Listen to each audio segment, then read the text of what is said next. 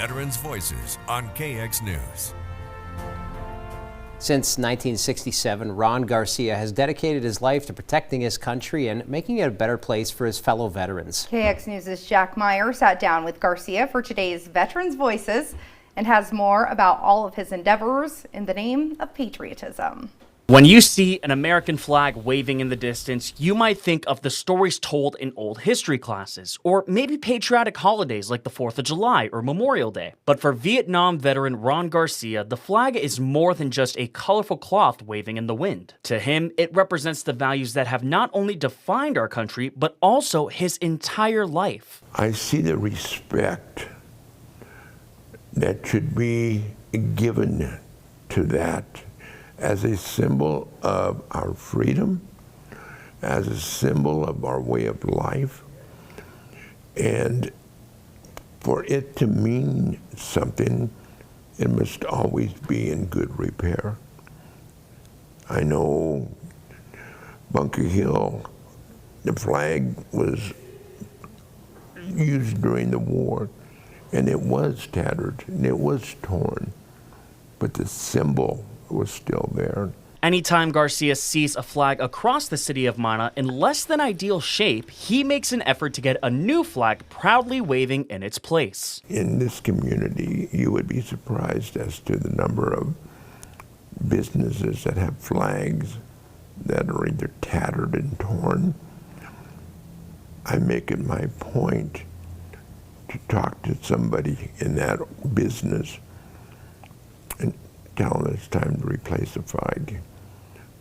And what I also do is give them a flag.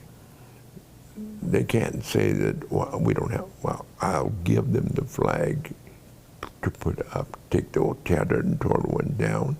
Garcia's first connection to the armed forces came through his family, more specifically an uncle who made the ultimate sacrifice overseas. I had an uncle, which was my dad's brother, who was killed in Korea. He had served his time in Korea. He was coming home, and the Jeep that he was riding into, a process ran over his mine, killed him. Years later, Garcia's father, still scarred from his brother's passing, was hesitant to let his son join the military as well. However, with the support of his mother, Garcia joined the United States Air Force to begin his decades-long career. My mother went with me to the recruiters. I was accepted into the Air Force in 1967. 67, I went to basic training at Lackland Air Force Base. The career that I ended up in was security police, air police at the time. After basic and tech school, my first assignment was Grand Forks Air Force Base. Garcia went on to serve all over the world, making stops in other countries such as Spain, Vietnam, and Turkey. Though he encountered his share of trying times abroad, he never wavered in his commitment to serving.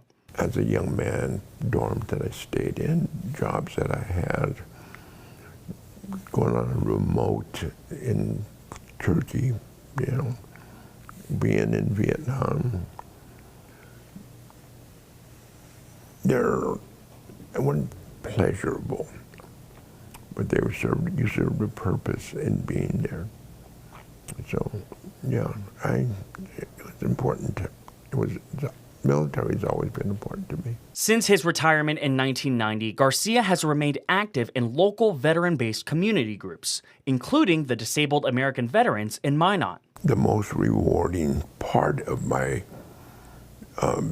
being in the military and my retirement is in Minot, in what I've done with, you know, with organizations, Legion, the Honor Guard, you know, other activities that we've done in support of veterans. In his eyes, the best way Garcia can keep this spirit of patriotism alive is to continue giving back to service members of the past, present, and even future who may not have anyone else looking out for them otherwise. I feel it's extremely important that we continue to support those veterans, those spouses, those individuals who are eligible but are not sure how that they can get these benefits.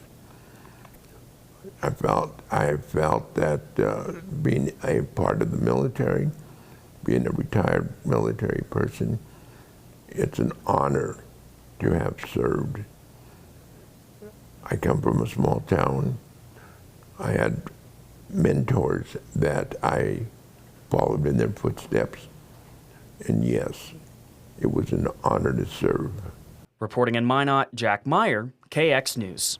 Garcia was married to his wife Linda for 55 years before she passed away last year at the age of 78. He's also the proud father of 2 adult children, his daughter Kathleen and his son Ronald.